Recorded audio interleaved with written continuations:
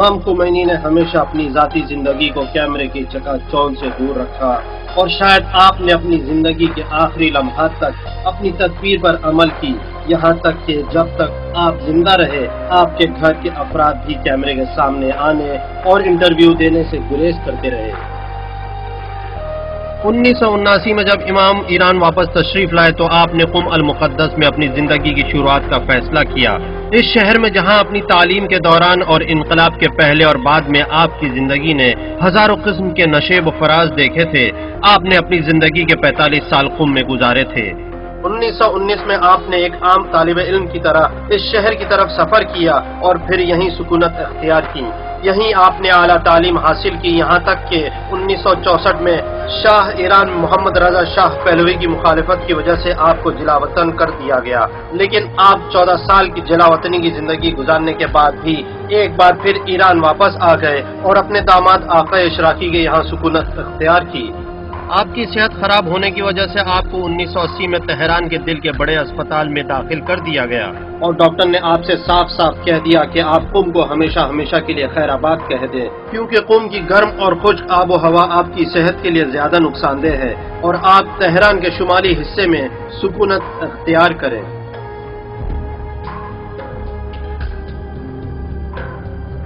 شروعات میں یہی کوشش کی گئی کہ آپ شاہ ایران کے کسی ایک محل میں رہنے لگیں، کیونکہ شاہ اور اس کے حواریوں کے فرار ہونے کے بعد اس کے محل ابھی تک خالی پڑے تھے۔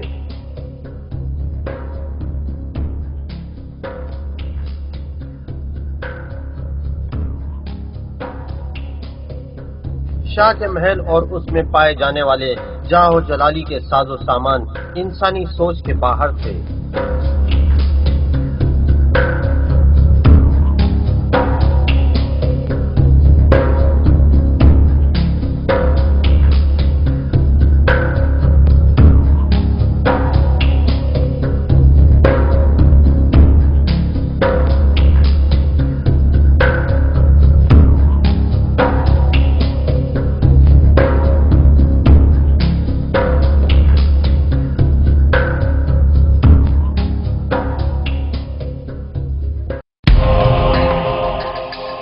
امام نے شاہ کے کسی محل میں رہنا پسند نہیں فرمایا اور اپنے دفتر والوں سے تہران کے کسی محلے میں معمولی سا گھر تلاش کرنے کے لیے کہہ دیا۔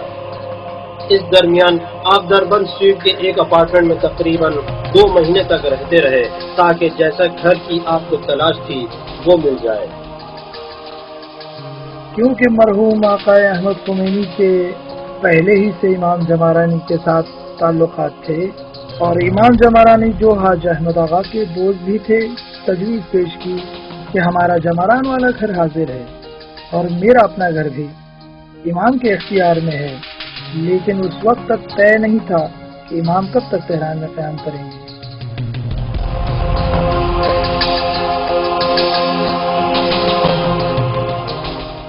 15 جولائی 1980 سے امام نے تہران کے ایک محلے جمران میں رہنا شروع کر دیا۔ اس وقت آپ کی عمر 78 برس تھی۔ آپ مسلسل یہی رہنے لگے، باہر آنا جانا بالکل بند کر دیا۔ آپ کا انتقال بھی یہی ہوا۔ اس محلے میں آپ نے 8 سال اور 10 مہینے گزارے تھے۔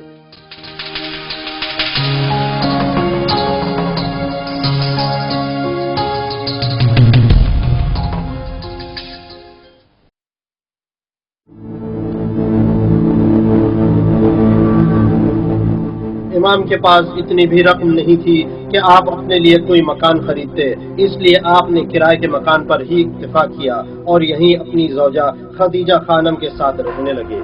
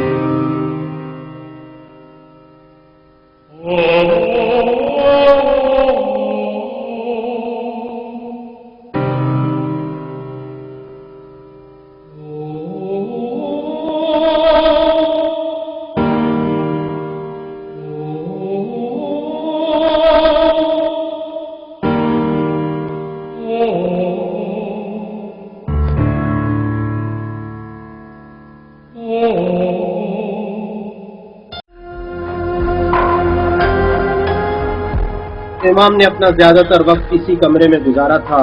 اسی کمرے میں آپ آنے والوں سے ملاقات کیا کرتے تھے اور یہیں آپ انقلاب اسلامی کی بھی نگرانی کرتے تھے. یہی وہ جگہ تھی جہاں سیاسی شخصیتوں اور حکومتی ذمہ داروں سے آپ ملاقات کیا کرتے تھے. اس کے علاوہ دنیا بھر سے سیاسی، سماجی، علمی ڈیلیگیشن بھی یہیں آپ سے ملاقات کرتے تھے. 1979 میں جس دن آپ کی رحلت ہوئی، اس دن سے اس ڈاکیومنٹری کے تیار کیے جانے تک اس کمرے میں تالا پڑا ہوا تھا. آخرکار آپ کی زوجہ جو ابھی باحیات ہے نے حکم دیا کہ المنار چینل کو اس دستاویز کو تیار کرنے کے لیے یہ کمرہ کھول دیا جائے.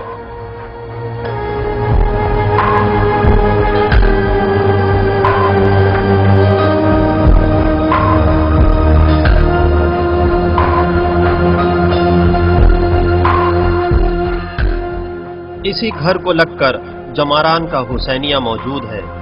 یہ وہ جگہ ہے جہاں رسول اسلام کے نواسے حضرت امام حسین علیہ السلام کی عزاداری ہوتی ہے، جن کو کربلا میں شہید کر دیا گیا تھا. ایران میں ایک طریقہ یہ بھی رائج ہے کہ عزائے حسین کے علاوہ عمومی جلسات اور علمی نشستیں بھی منعقد ہوتی ہیں.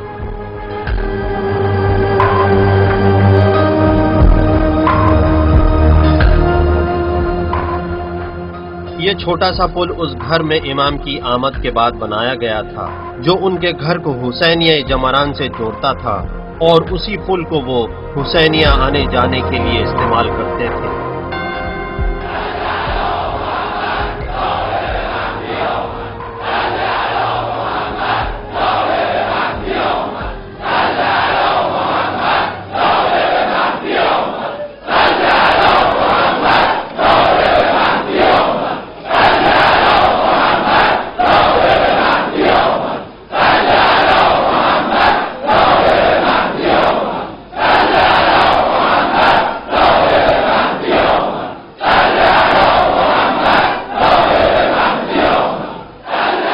اس کے علاوہ ایک اہم وجہ امام خمینی کی قیادت اور ان کی قائدانہ صلاحیتیں تھیں، کیونکہ ایسے حالات اور شرائط گزشتہ زمانے میں بھی موجود تھے.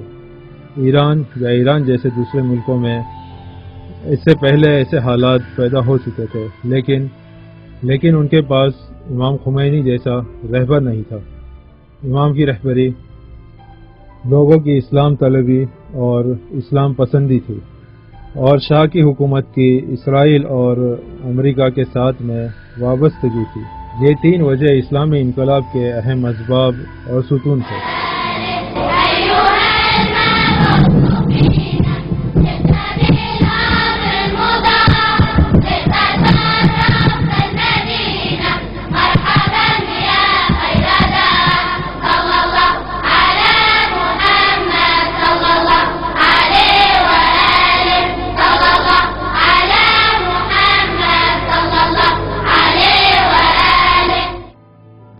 امام خمینی کی عادت تھی کہ نماز ظہر سے پہلے اپنی عمر کے مطابق ورزش کرتے تھے اور گھر کے صحن چہل قدمی کے ساتھ کچھ دوسرے امور بھی انجام دیتے تھے.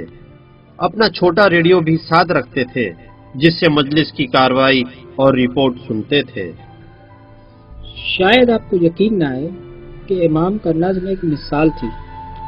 یعنی اگر وہ 1:10 پر دسترخوان پر نہیں آتے تو ہم سمجھ جاتے کہ کسی مسئلے میں گھرے ہوئے. جا کر دیکھا تو پتہ چلا کہ آغا احمد ان سے سوال کر رہے تھے، ورنہ وہ ہمیشہ ٹھیک وقت پر ہی کھانا کھاتے تھے. خانمدہ بابا ہمیشہ کہتی تھیں مثلا اگر امام کا معمول 10 بجے کھانا کھانے کا ہے اور کھانا اگر 15 منٹ یا آدھا گھنٹہ پہلے دے دیتے تو کہہ دیتے کہ نہیں ابھی وقت باقی ہے. اگر چاہتے کہ چائے لے جائیں، مثلا امام ظہر کے بعد چائے پئیں، تو آپ گھڑی کی طرف نظر ڈالتے اور کہتے کہ ابھی کچھ وقت باقی ہے. مزے کی بات یہ ہے کہ اگر لے بھی جاتے تو وہ چائے نہیں پیتے، کیونکہ وہ ٹھیک 4 بجے چائے پیتے تھے. اگر پہلے لے جاتے تو نہیں پیتے، اس لیے نہیں کہ ہمیں تمکین کریں بلکہ اپنے نظم کو باقی رکھتے تھے. امام جس وقت قم المقدس کے مدرسہ فیضیہ میں زیر تعلیم تھے، اس وقت سے ہی اپنی عبادتوں کے لیے ایک مخصوص نظم و ضبط پر عمل پیرا تھے. مشغولیت اور 9 سال کی ذاتی بیماری بھی آپ کی عبادت کے ضابطوں میں خلل نہیں ڈالتی تھی. امام کی سب سے اہم صفت ان کی قرآن سے محبت ہے. شاید آپ کے لیے باعث تعجب ہوگا کہ امام ہم روز 7 مرتبہ قرآن کی تلاوت کرتے تھے، اور ایک قول کے مطابق امام روزانہ قرآن کے 3 پاروں کی تلاوت کرتے تھے۔ آپ نماز صبح سے پہلے اور بعد میں قرآن پڑھتے، صبح 9 بجے قرآن پڑھتے، نماز ظہر سے پہلے اور ظہر کے بعد قرآن پڑھتے تھے، نماز مغرب سے پہلے اور بعد میں قرآن پڑھتے 7 مرتبہ۔ امام گریا کرتے تھے لیکن لوگوں کے سامنے نہیں۔ امام کا گریا رات کی تاریکیوں میں ہوتا تھا۔ امام ہر رات اذان صبح سے 2 گھنٹہ پہلے بیدار ہوتے تھے۔ جوانی سے ہی ایسے تھے۔ جو لوگ امام سے مانوس تھے وہ جانتے تھے۔ اس وقت جب 16 سال کے طالب علم تھے، ان کی نماز شب کبھی ترک نہیں۔ میں نے خود دیکھا ہے کہ امام نماز شب میں بہت گریا کرتے تھے، یعنی امام کی حالت ایسی ہوتی تھی کہ نماز شب میں اکثر اتنی شدت سے گریا کرتے تھے کہ آنسو صاف کرنے کے لیے ٹیشو پیپر کافی نہیں ہوتا تھا، اس لیے ان کے نزدیک تولیہ رکھ دیا گیا۔ اس سے فطری طور پر ہم متاثر ہوتے تھے۔ اون که فهمیده است که یک طرف دیگری هم هست، فهمیده است که این دنیا معبر است برای اون عالم، اون دیگه خوف ندارد، آرزوش این است که به مقصدش برسد. الهی حبلی کمال الانقطاع الیک و امر ابصار قلوبنا بضیاء نظرها الیک حتی تخرج ابصار القلوب حجب النور وتصل الى معدن العظمه وتسير ارواحنا معلقه بعز قدسك.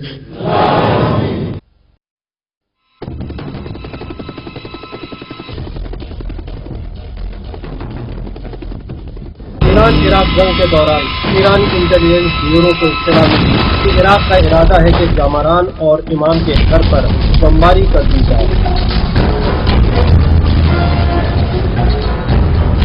امام کو خبر دی کہ ہمارے پاس صحیح اطلاعات ہیں، ان کا منصوبہ ہے کہ آج یہاں بمباری کریں، لہذا آپ اس جگہ کو چھوڑ دیجیے۔ امام خود کو عوام سے الگ نہیں سمجھتے تھے، فرمایا کہ میں جماران کو چھوڑ دوں اور جماران کے لوگ بم کا شکار بنے، ہرگز نہیں ہو سکتا۔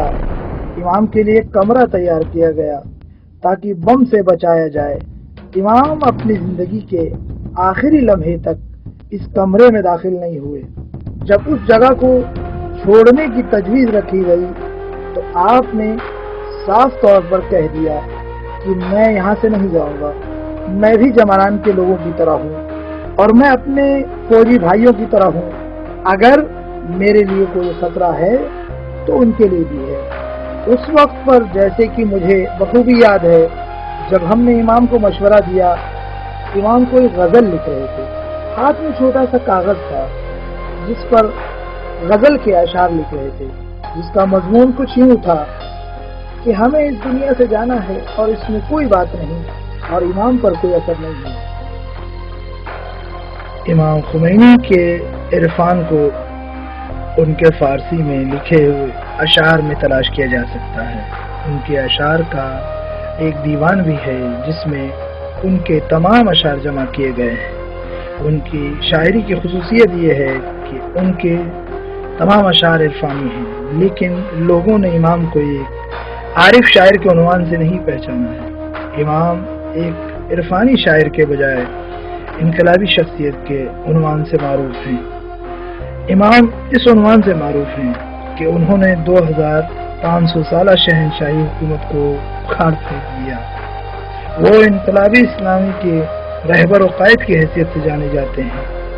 امام کے اشعار سہل اور آسان نہیں ہیں، ان کے اشعار مشکل ہیں اور حافظ شاعر شیرازی کے اشعار کے طرز پر ہیں، جو ایران کے مشہور عرفانی شاعر تھے۔ امام نے اپنے ایک شعر میں فرمایا: پروانه شمع رخ زیبای توام، دل باخته قامت رعنای توام، آشفته ام از فراقت ای دلبر روز، فراشة شمع وجهك یا صبیحی، رشیق قوامك الممشوق بوحی، فراق جمالك القدسي موج غدا في جزره، فطاح روحي. امام اپنے خالق کی طرف متوجہ ہے اور فرما رہے ہیں، اے خالق میں پروانہ وار تیرے رخ حسین کا طواف کر رہا ہوں. عرفانی اشعار میں یہ ایک نہایت خوبصورت اور حسین تشبیہ ہے.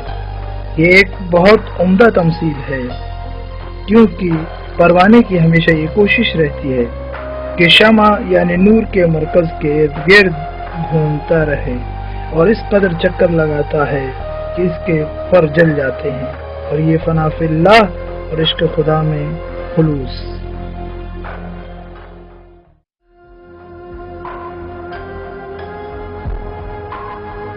قومی اور سیاسی مسائل میں بے حد مصروفیات کے باوجود آپ اپنے گھر کے لیے ایک مناسب وقت نکال کر ان کی دلجوئی کرتے تھے، خاص کر اپنی اہلیہ خدیجہ خانم اپنے بیٹوں اور پوتوں کے لیے.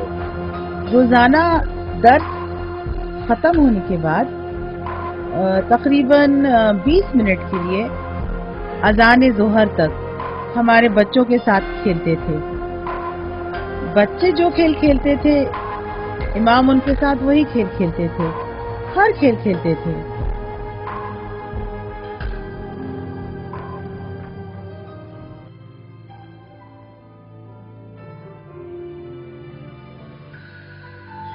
ہماری والدہ ہمیشہ امام کے شانہ بشانہ تھی، اور میں ہمیشہ امام سے سن چکی ہوں کہ میں تمہاری ماں کا احسان مند ہوں.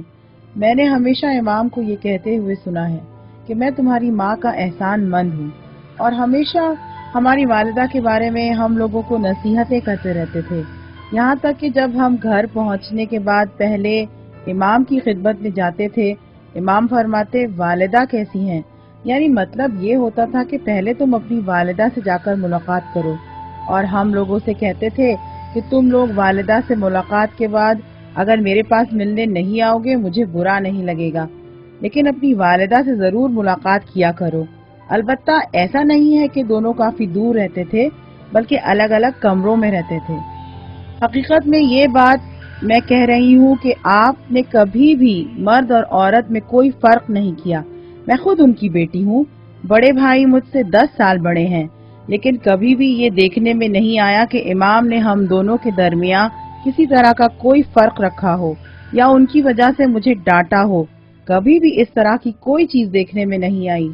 امام کی نظر میں گھر اور گھر والوں کے درمیان بچوں اور بچیوں میں کسی طرح کا کوئی فرق نہیں تھا، اور ان کی بیوی کافی احترام کی حامل تھی کہ آج بھی جب امام کی وفات کو 13-14 سال گزر چکے ہیں، لیکن خاندان میں ان کی بزرگی اپنی جگہ برقرار ہے. سب ان کا احترام کرتے ہیں. البته باید توجه داشته باشید که حجابی که اسلام قرار داده است برای حفظ اون ارزش‌های شماست. تمام حقوقی که مرد دارد، حق رأی دادن، حق رأی گرفتن، حق مالکیت همه جور، تمام جهاتی که مرد دارد زن هم دارد، لکن هم در مرد یک چیزهایی است که ممنوع است به واسطه مفاسد و هم در زن یک چیزهایی است که ممنوع است به واسطه مفاسد اخلاقی. اون که اسلام جلوش را گرفته چیزهایی که مفسده دار بوده است، چیزهایی که برخلاف عفت زن بوده، و زن را خواسته است که یک حیثیت انسانیش محفوظ باشد و ملعبه در دست مردها نباشد.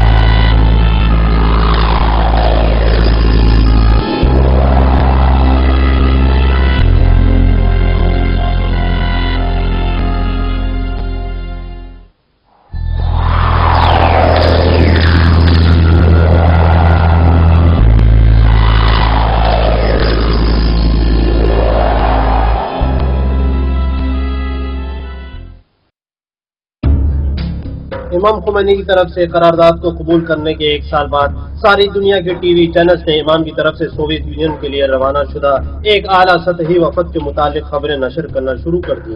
یہ وفد سوویت یونین کے اس وقت کے صدر میخائیل گورباچوف کے لیے امام خمینی کا ایک پیغام لے کر روس جا رہا تھا۔ عرض خدمت ہے کہ ہم روس پہنچے، رات سو کر گزاری، بہت مشکل سے وہ رات گزری تھی کیونکہ وہ غیر اسلامی ملک تھا۔ ساری دنیا امام کے پیغام کے مضمون کو جاننے کے لیے پریشان تھی۔ امریکیوں نے اس سلسلے میں زیادہ چھان بین کرنے کی کوشش کی۔ اکثر لوگوں کا خیال تھا کہ ایران روس کی مدد سے اپنی تجدید نو اور اپنا استحکام چاہتا ہے، ساتھ ہی اپنی فوج کو مضبوط کرنے کے لیے اس کی خرید سے متعلق بھی گفتگو کرنا چاہتا ہے۔ مزے کی بات تو یہ ہے کہ خود میخائیل گورباچوف اور ان کے سیاسی معاون کا بھی کچھ ایسا ہی خیال تھا، لیکن وہاں جو کچھ رونما ہوا اس نے ہر شخص کو حیرت میں ڈال دیا۔ جناب عزت مآب گورباچوف، صدر جمہوریہ سوویت یونین، آپ کے ملک کو درپیش مسئلہ حقیقت میں آزادی، مالکیت یا اقتصاد کا نہیں، بلکہ آپ کا اصل مسئلہ حقیقی خدا پر ایمان کا نہ ہونا ہے۔ یہ وہی مسئلہ ہے کہ جہاں سے آگے جانے کا کوئی راستہ نہیں۔ آپ کی سب سے بڑی اور اصلی مشکل خدا یعنی خالق کائنات کے ساتھ ایک طویل عرصے سے جاری جنگ ہے، جس کا نتیجہ اب سامنے آنے والا ہے، اور وہ یہ کہ کمیونزم کو صرف اور صرف تاریخ کے میوزیم میں ہی تلاش کیا جا سکے گا۔ اس کی وجہ بھی یہ ہے کہ کمیونزم ایک مادی مکتب فکر ہے، اور مادیت کے ذریعے بشریت کو عدم معنویت اور روحانیت کے بحران سے باہر نہیں نکالا جا سکتا۔ آج کی مغربی اور مشرقی دنیا کا بھی سب سے بڑا المیہ یہی ہے۔ آج دنیا میں کمیونزم نام کی کوئی چیز نہیں پائی جاتی، لہذا میری آپ سے خصوصی گزارش اور خواہش یہ ہے کہ آپ کمیونزم کے تانے بانے کو توڑنے کے چکر میں مغربی دنیا کے اسیر اور امریکہ کے غلام نہ بن جائیں۔ میری یہ خواہش ہے کہ آپ اسلام سے متعلق سنجیدہ طور پر تحقیق و جستجو کریں، ایسا اس لیے نہیں کہ ہمیں اور مسلمانوں کو آپ کی ضرورت ہے، بلکہ اس لیے کہ اسی کے ذریعے تمام اقوام عالم کو چین و سکون فراہم کیا جا سکتا ہے، اور اسی کے ذریعے ان کو نجات دی جا سکتی ہے۔ یہی وہ راستہ ہے جس کے ذریعے بشریت کی بنیادی مشکلات کو حل کیا جا سکتا ہے۔ والسلام علی من اتبع الہدی۔ یہ وفد ایران واپس آ گیا، لیکن امام کے پیغام کا جواب نہیں آیا، یہاں تک کہ 2 مہینے کے بعد اس وقت کے روس کے وزیر خارجہ ایران کے دورے پر آئے اور اپنے ساتھ امام کے پیغام کا جواب بھی لے کر آئے۔ از حضرت امام بسیار متشکرم از دادن فرصت برای ملاقات با شما. Желаю вам доброго здоровья. Спасибо большое. Мутшакер. У меня есть поручение Ваше Пресвященство вручить посланничество, ответное послание Михаила Сергеевича Горбачева. Товарищ Горбачев Михаил Сергеевич указывает послание, что ваши обращения генеральному секретарю ЦК КПСС наполнено глубоким философским смыслом. Все советские руководители, все члены советского руководства ознакомились с текстом вашего послания.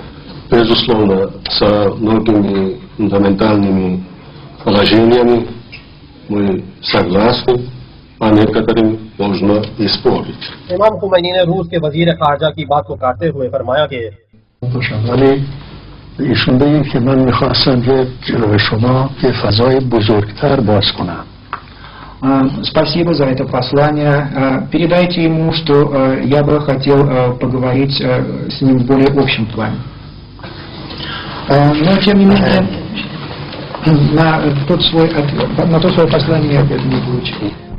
امام حیرت و تعجب میں ڈوبے ہوئے روس کے وزیر خارجہ کی طرف توجہ کیے بغیر کمرے سے باہر تشریف لے آئے۔ وزیر خارجہ نے جلدی جلدی تہران کو ترک کر دیا، لیکن اس بار ان کے سوٹ کیس میں جواب کے بجائے متعدد سوالات پائے جاتے تھے۔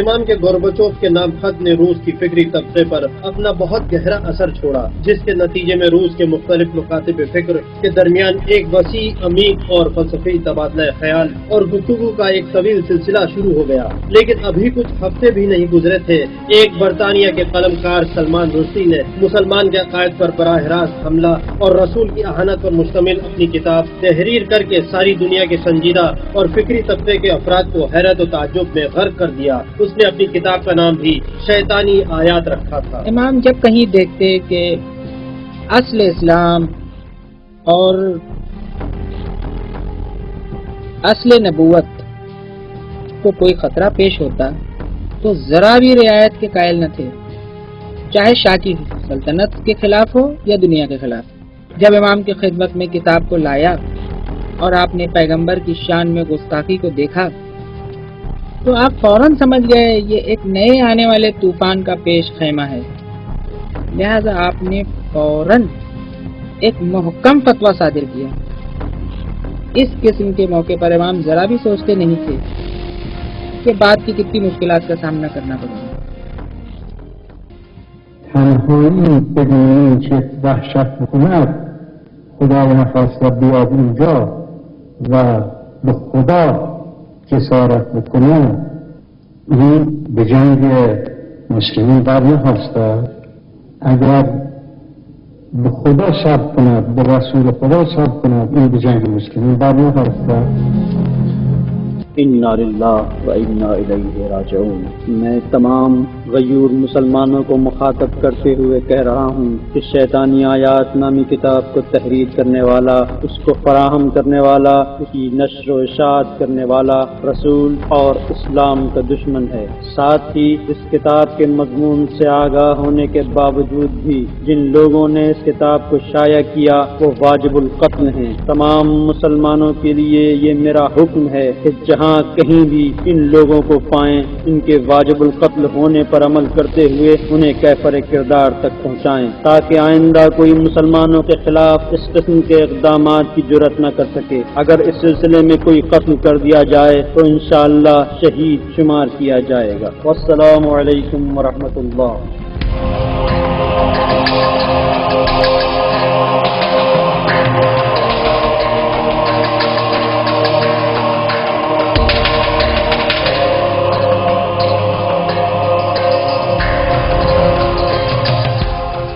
امام خمینی کے اس فتوے کو سیاسی دنیا میں بہت شدید مخالفت کا سامنا کرنا پڑا۔ مغربی دنیا نے حکومتی سطح پر اس قدر دباؤ ڈالا کہ تہران سے اپنے سفیروں کو واپس بلا لیا تاکہ امام فتویٰ واپس لے لیں۔ دوسری طرف سلمان رشدی کو ہاتھوں ہاتھ دیا گیا اور مغرب نے اس کی خوب آؤ بھگت کی۔ One of the things I have tried to say throughout this time is that it's not only I who am the target, and that in many ways I am the best protected target because I am the one who has state police looking after me, etc. But if you look at the appalling fatwa of Khomeini, which includes publishers and translators and booksellers, etc., then literally there are not just hundreds but actually thousands of people who are not just theoretical targets but actual targets, as we've seen in the case of 2 translators and now Villiers. This is not a theoretical problem. It's not a problem of just one person. It's a problem of a terrorist state which attacks in this incredible way anybody who it happens to disagree with. لہذا انہوں نے ایک کھوکھلے اور بے سر و پیر کے آدمی کو پیغمبر اسلام کی اہانت پر آمادہ کیا کہ وہ آپ کی شان میں گستاخی کرے اور خطاب لکھے، پھر اس کو نشر کرے، انعام سے نوازے۔ اب ہر مغربی حکومت بغیر سوچے سمجھے اس انسان کو دعوت دیتی آئی ہے اور اسے انعام سے نوازا جاتا ہے۔ وہ سفرا جو امام کے فتوے پر احتجاج کے بطور تہران چھوڑ کر چلے گئے تھے، وہ فتویٰ صادر ہونے کے 30 دن بعد 20 مارچ 1989 کو ہی تہران واپس آ گئے، وہ بھی کسی رپورٹ کے بغیر۔ الان میتواند یه سفارتخانه، هر سفارتخانه میخواد باشه، میتواند که به حکومت ما، به دولت ما یه چیز تحمیل کنند؟ پس ما منزوی نیستیم. شما خیال میکنید منزوی هستیم. منزوی به اون معنایی که شما میخواید نباشیم، این معناشی است که ما وابسته باشیم و تا آخر غلام حلقه گوش باشیم.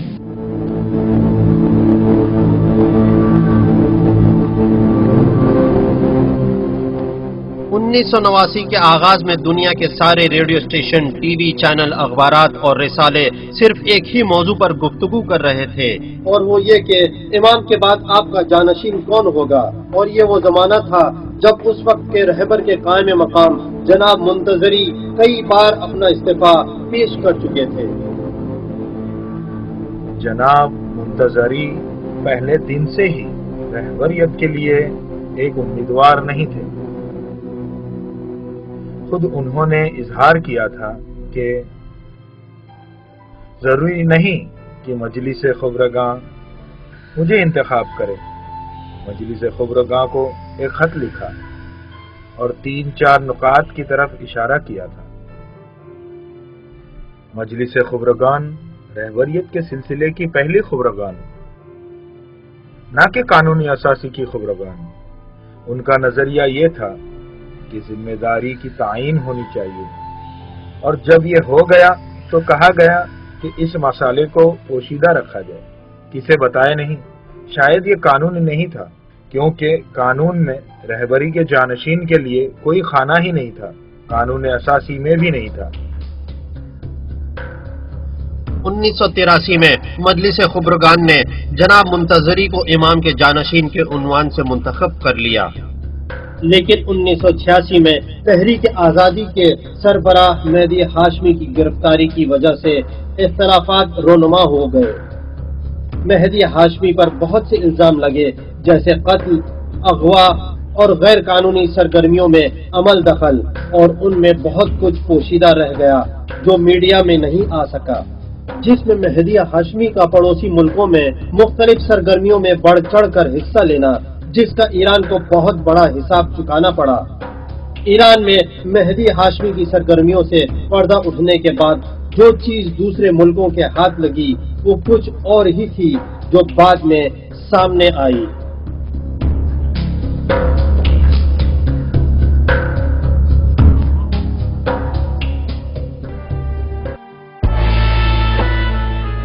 انیس سو 87 میں ایرانیوں نے ہر سال کی طرح اس سال بھی حج کے دوران مشرکین سے براعت کے لیے ایک ریلی نکالی. اس ریلی کو ایران اور دیگر ممالک کے مختلف اقوام و ملل کے حاجیوں نے برپا کیا تھا. جب 1,50,000 حاجی مکے کی سڑکوں پر آگے بڑھ رہے تھے اور امریکہ اور اسرائیل کے خلاف نعرے لگا رہے تھے، سعودی فوجیوں اور پولیس نے ان پر گولیاں برسانا شروع کر دیا، جس کے نتیجے میں ایران، لبنان، فلسطین، پاکستان، عراق اور دوسرے ممالک سے 400 سے زیادہ حاجی قتل کر دیے گئے اور 5,000 سے زیادہ زخمی ہو گئے تھے. ساتھ ہی پہلے سے طے شدہ پروگرام کے مطابق بہت سے حاجیوں کو گرفتار کر لیا گیا. قتل ہونے والوں میں زیادہ تر بوڑھے تھے جو بھاگ نہیں سکتے تھے، یا وہ بے بس عورتیں تھیں جو جائے امن تلاش نہیں کر سکتی تھی.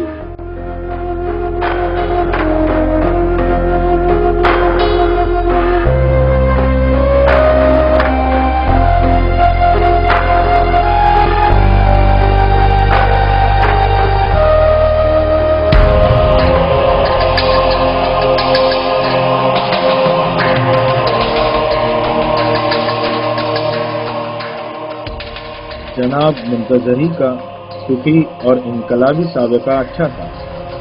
ان کی فقہی، انقلابی اور عوامی فیلڈ بہت اچھی تھی. لیکن 1366 شمسی میں ان کے داماد کے بھائی سید مہدی ہاشمی گرفتار کر لیے گئے، اور امام اور دیگر افراد کی تاکید کے باوجود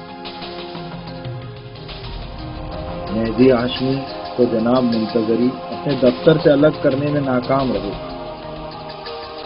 بلکہ اس حادثے کے بعد جناب منتظری نے اپنا رد عمل ظاہر کیا.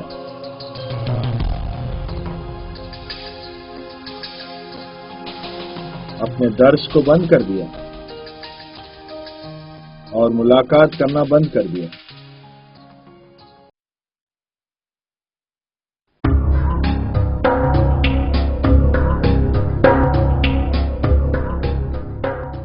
منتظری صاحب کے داماد اور دفتر کے منتظم ہادی ہاشمی نے اپنے بھائی کو آزاد کرانے اور دوسرے پر الزام موڑنے کے ممکنہ اقدامات انجام دے ڈالے، جیسے جناب ہاشمی رفسنجانی کے نزدیکی افراد اور بعض امریکی اہلکاروں کے مابین اسلحہ کی خریداری پر مبنی مذاکرات سے متعلق اطلاعات کو B B C radio Monte Carlo اور لبنان کے ایک میگزین کے حوالے کر دیا۔ امریکیوں سے ایرانیوں کے اسلحہ کی خریداری لبنان میں قید امریکی افراد کی رہائی کے عوض عمل میں آئی تھی۔ ابھی اس فتنے کی آگ بجھنے بھی نہیں پائی تھی کہ مہدی ہاشمی کے طرفداروں نے ہاشمی رفسنجانی کے خلاف ایک دوسرا فتنہ کھڑا کر دیا۔ اس مرتبہ امریکہ کے نیشنل سیکیورٹی کا چیف میکفرلین اچانک تہران ہوائی اڈے پر رونما ہوتا ہے۔ میڈیا میں خبر چھپ جاتی ہے کہ جناب ہاشمی رفسنجانی سے ملاقات کے لیے آیا ہے، لیکن میکفرلین تہران کے آزادی ہوٹل میں 3 دن رک کر واپس چلا جاتا ہے۔ ہاشمی رفسنجانی نے پریس کانفرنس بلائی اور صاف صاف کہہ دیا کہ امریکی خود مجھ سے رابطہ برقرار کرنا چاہتے ہیں، جبکہ میرا ایسا کوئی ارادہ نہیں ہے۔ دو بھائیوں ہادی اور مہدی کا مسئلہ ایران کے داخلی حدود کو پار کرتا ہوا سرحدوں سے باہر نکل گیا۔ یہ وہ زمانہ تھا جب جناب منتظری صاحب ان دونوں کی حمایت کر رہے تھے۔ منتظری صاحب کی اپنی دفتر کے منتظم کی پشت پناہی عوام اور میڈیا پر اپنا اثر چھوڑ رہی تھی۔ 10 دسمبر 1987 کو امام خمینی نے جمہوریہ اسلامی ایران کی اس وقت کی حکومت کے ذمہ داروں کے ساتھ اپنے گھر پر ایک ہنگامی میٹنگ طلب کی۔ جناب منتظری بھی اس میٹنگ میں شریک تھے۔ بسم اللہ الرحمن الرحیم۔ که من زحمت دادم که آقایان تشریف بیارند. جهت مهمش این بود که این وصیت‌نامه سیاسی و الهی من یکیش باید به مجلس برد و یکیش به خراسان، به آستانه. آقایان کسی را تعیین کنن، اشخاصی را که اونو ببرن به مجلس و اشخاصی را که ببرن به چیز، با یکی از این آقایان خودمون ببرن به مشهد. شما تعیین کنید 2 نفر 2 نفر 2 3 نفر را که همراه این برن. یعنی بنده تعیین کنید یا آقایان فعلا نمیتونید دیگه همه اس میٹنگ کو مغربی میڈیا نے بہت زیادہ اہمیت نہیں دی، جبکہ امام کا وصیت نامہ جو زیادہ تر سیاسی پہلو کا حامل تھا اس وقت مورد بحث قرار پایا جب جناب منتظری کا استعفیٰ اور امام کے جانشین کا مسئلہ نہایت حساس بن گیا تھا۔ وصیت نامے میں کس قدر تبدیلیاں ہوئیں یہ کافی عرصے تک سامنے نہیں آ سکا۔ یہ تبدیلیاں آئندہ رونما ہونے والی بڑی اور اہم تبدیلیوں کا مقدمہ تھی، وہ تبدیلیاں جو ایرانی قانون کو بھی شامل تھی، خصوصاً امام کے بعد آپ کے جانشین اور رہبر کے انتخاب سے متعلق بند۔ اس میٹنگ کے کچھ مہینے گزرنے کے بعد امام کے براہ راست حکم کی بنیاد پر مہدی ہاشمی کو گرفتار کر لیا گیا اور ان پر لگے ہوئے متعدد الزامات کی فہرست امام کی خدمت میں پیش کی اور اس کے 1 مہینے بعد ان کو سزائے موت دے دی گئی۔ ظاہر ہے جناب منتظری اس اقدام سے ناراض تھے۔ جناب منتظری کے انہی سب فیصلوں کی بنیاد پر یہ قطعاً ممکن نہیں تھا کہ ایک ایسے شخص کشتی انقلاب کا ناخدا بن جائے اور رہبریت کے مقام پر فائز ہو اور مستقبل میں نظام اسلامی کی رہبری کریں۔ جانشین کا عہدہ نہیں دیا جا سکتا ہے۔ حقیقت تو یہ ہے کہ رہبری کے صفات میں شجاعت، استحکام اور حق بیانی نہایت ضروری ہے۔ منتظری صاحب نے جو امام خمینی کے جانشین تھے اپنے رہبر کو خط لکھ کر سزائے موت پر عمل درآمد کو روک دینے کا مطالبہ کیا اور انہوں نے اپنے خط میں قانون اور عدالتی احکامات کے متعلق بے توجہی اور لا علمی پر اپنا اعتراض جتایا اور کہا کہ یہ انتقامی کارروائی کے سوا کچھ اور نہیں ہے۔ و ما امروز قضیه شخصی نیست که یک کسی معصیت خدا را میکند و معاقب است. این به اندازه شخصیت خودش و به اندازه حال خودش معاقبه. ما اگر امروز البته با هم بکنیم قضیه یک ملت در کار است، قضیه ملت‌های اسلامی در کار است، قضیه اسلام در کار است، قضیه ارزش‌های الهی در کار است. ولو اینکه هر مقدار هم یک نفری آدمی باشد که به ظواهر خیلی اعتقاد داشته باشد و خیلی هم دنبال ظواهر باشد، لیکن وقتی که در قلبش هوای نفسانی باشد، قهرم اون هوای نفسانی او را دنبال میکند. این هوای نفسانی در همه هست، نمیشد تعرضش نمیشد کرد. البته در موقع اگر خدای نخواسته یه وقت ما ببینیم که میخواد یه همچی چیزی واقع بشد، تکلیف شرعی این است که با هر حدی که میشد جلوش رو بگیریم، ولو به افشا کردن، ولو به این که یک نفری را قربانی کنیم برای یک ملت، یک دسته را قربانی کنیم برای یک ملت. جناب منتظری نے مرصاد آپریشن کے بعد جو منافقین کا کما کرنے کے لیے انجام دیا گیا، امام خمینی کو ایک خط لکھا، اور یہ خط افسوس کے ساتھ کہنا پڑ رہا ہے کہ بجائے اس کے کہ اسے امام کو دیا جاتا، London radio, B B C اور دنیا بھر کے سارے میڈیا کو دیا گیا، اور دشمن نے اس کا غلط استعمال کیا۔ اس موقع پر امام نے سخت قدم اٹھایا اور جناب منتظری کو رہبری سے معزول کر دیا یا اپنی نیابت کے مقام سے معزول کر دیا۔ میں آپ کو نصیحت کرتا ہوں کہ آپ گزشتہ غلطیوں کو تکرار نہ کریں۔ میری آپ کو یہ نصیحت ہے کہ اپنے ارد گرد سے ایسے افراد کو دور کر دیجئے جو مخلص نہیں ہیں۔ اسلامی نظام کے دشمنوں سے خود کو محفوظ رکھنے کی کوشش کیجئے جو اسلامی لباس میں آپ کے پاس موجود ہیں۔ میں تہ دل سے آپ کا شکر گزار ہوں کہ آپ نے جانشینی کے فرائض کے سلسلے میں یہ کہا کہ میں اس امر کو انجام نہیں دے سکتا۔ آپ کا استعفیٰ قبول کر لیا گیا۔ امام کی زندگی کے آخری ایام واقعات و حوادثات سے بھرے ہوئے تھے۔ سن و سال بڑھ جانے اور اپنی جسمانی کمزور حالت کی بنا پر آپ ایک دن بھی آرام و سکون سے نہیں بیٹھ سکے۔ ابھی جنگ ختم بھی نہیں ہوئی تھی کہ آپ نے میخائیل گورباچوف کے نام ایک پیغام ارسال کیا، سلمان رشدی کے قتل کا فتویٰ صادر کیا، جناب منتظری کو معزول کیا اور ایران کے قانون میں تبدیلیاں کر کے اس کی اصلاح کی۔ یہ تمام واقعات جون کے مہینے سے پہلے کے ایام کے ہیں، وہ غم انگیز مہینہ جو آہستہ آہستہ قریب آتا جا رہا تھا۔